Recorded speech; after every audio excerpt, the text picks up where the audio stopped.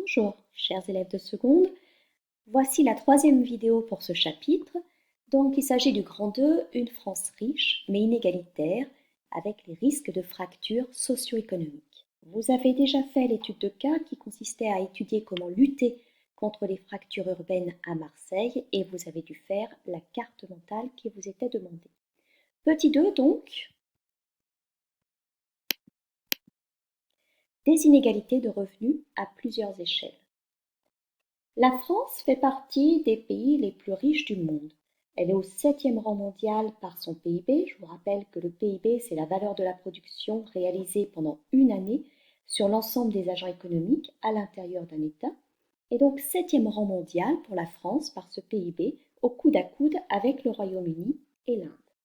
Elle a un revenu moyen annuel donc de plus de 33 000 euros par habitant et elle est un pays riche et très développé aussi puisqu'elle est au 23e rang pour l'IDH et au 9e rang pour l'espérance de vie.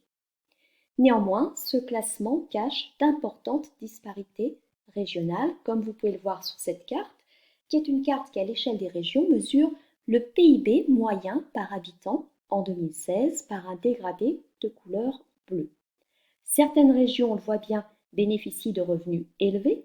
C'est le cas de l'Île-de-France, que vous voyez ici. C'est le cas également de la région Auvergne-Rhône-Alpes, alors que d'autres connaissent une pauvreté plus diffuse. C'est le cas des Hauts-de-France en particulier.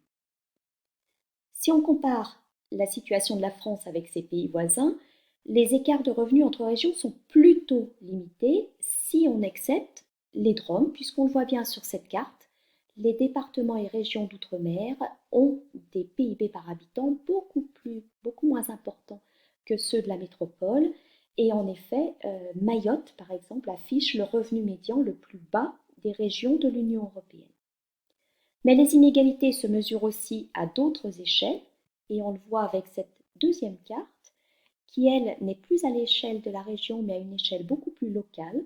Les personnes les plus aisées résident avant tout en Île-de-France et dans les métropoles. On voit bien le rond bleu ici, enfin ces ronds bleus, qui cernent les métropoles, qui indiquent donc un revenu disponible médian plus important que ce qui est figuré en rouge, dans un dégradé de rose ou de rouge, qui montre au contraire des revenus disponibles médians beaucoup plus faibles. Donc, l'Île-de-France, les métropoles, également les espaces frontaliers, on le voit bien ici du nord et de l'est. Évidemment, ça correspond aussi aux emplois transfrontaliers, c'est-à-dire des populations françaises qui vont travailler au Luxembourg, en Suisse ou en Allemagne et qui génèrent donc des revenus plus importants que ceux qui travaillent en France. On observe également que les populations aisées sont importantes sur les lieux de villégiature. Ce qu'on appelle les lieux de villégiature, ce sont des lieux où on va résider pour ses loisirs, pour ses vacances, qui profitent d'aménités géographiques, la montagne, la mer, le soleil. Et donc là, les logements sont plus chers et donc on va trouver des populations plus aisées aussi. A contrario, le taux de pauvreté, on le retrouve ici, et la pauvreté, on la retrouve ici avec des revenus médians qui sont moins importants. On la retrouve beaucoup ici dans la région Occitanie notamment, autour de Perpignan par exemple. Ça concerne des espaces ruraux ou des villes, mais comme dans les villes, les densités sont plus importantes, et bien dans les chiffres, les 2/3 des personnes pauvres se trouvent dans les métropoles. Alors, le taux de pauvreté, on l'identifie par la proportion d'individus dont le niveau de vie est inférieur au seuil de pauvreté. Le seuil de pauvreté, pour information, en France, est à peu près à 1050 euros par personne et par an. Ces inégalités de revenus, elles sont aussi dues et liées aux inégaux accès à l'emploi et aux services. C'est notre petit 3. Et on le voit avec cette carte qui montre le taux de chômage annuel moyen en 2018. Alors là, on est à l'échelle des départements. Et plus la couleur est foncée, plus le taux de chômage est important. Plus la couleur est claire, moins le taux de chômage est important. À savoir qu'en 2018, la moyenne nationale est à 9% de la population active au chômage.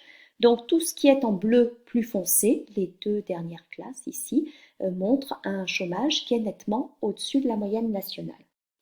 Le chômage touche donc fortement la pointe nord de la France. On voit les départements ici du Nord et du Nord-Pas-de-Calais, mais également le département de la Somme, juste au sud ici, qui sont très impactés, très touchés par le chômage. On voit également la bordure méditerranéenne ici qui est marquée par le chômage, en particulier ici ce département des Pyrénées-Orientales, et on l'avait vu sur la carte précédente, la région de Perpignan notamment, qui est très marquée par le chômage. En revanche, l'ouest et le centre-est résistent plutôt mieux. Pour vous donner un exemple, dans les Pyrénées-Orientales, il y a 2 fois plus de chômeurs que dans un département comme l'Isère que vous voyez ici. À noter également que dans les DROM, le taux de chômage est extrêmement important, il dépasse souvent les 20%. Notez aussi, c'est un peu anecdotique, mais quand même, qu'il n'y a pas de données pour Mayotte, parce que souvent Mayotte explose les compteurs, excusez-moi de le dire comme ça, mais c'est à peu près 30% de la population mahorais qui vit en dessous du seuil de pauvreté et qui est au chômage, d'où l'absence des statistiques. Les Français, par ailleurs, n'ont pas vraiment de facilité d'accès aux services de la vie courante. L'offre de soins, l'éducation, l'accès aux services publics, parfois la couverture numérique, l'accès à Internet, sont inégalement répartis. Ces inégalités sont présentes à différentes échelles. Ça peut être entre les régions, entre les villes et les campagnes ou à l'intérieur des villes. Je vous ai mis ici l'exemple des déserts médicaux où on voit que, en fonction du lieu où on habite, on peut bien plus facilement avoir accès à un médecin. Je pense par exemple ici au Finistère ou alors ici aux Pyrénées-Atlantiques, que dans certains autres départements. Regardez l'Ain, tout simplement, l'Ain qui a un des plus bas taux de couverture médicale de France, avec seulement 249 médecins pour 100 000 habitants. Donc un inégal accès aux soins. Comment faire dès lors pour réduire ces inégalités, réduire les fractures socio-économiques, c'est notre petit 4, qui sont les acteurs et quelles sont les politiques de redistribution mises en œuvre.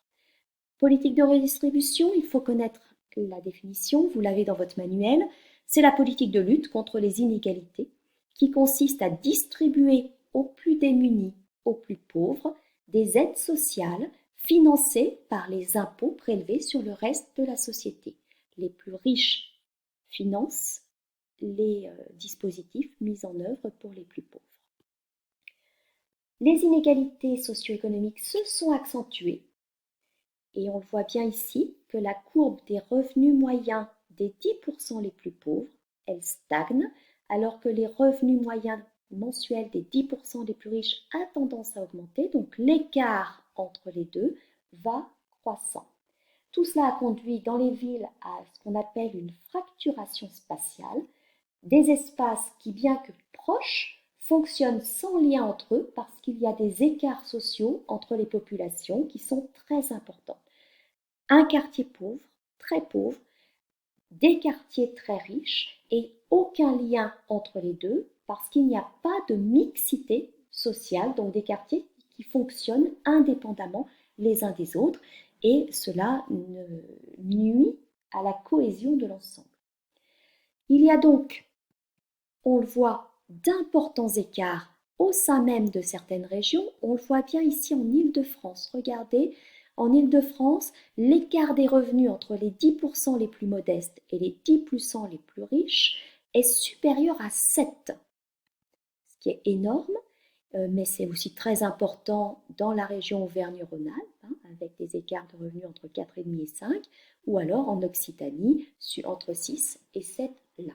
L'objectif est donc de passer de cette carte-là avec des écarts très importants à cette carte-là où les écarts sont moindres parce qu'on aura redistribué des aides pour les plus pauvres. Réduire les fractures socio-économiques, qui sont les acteurs?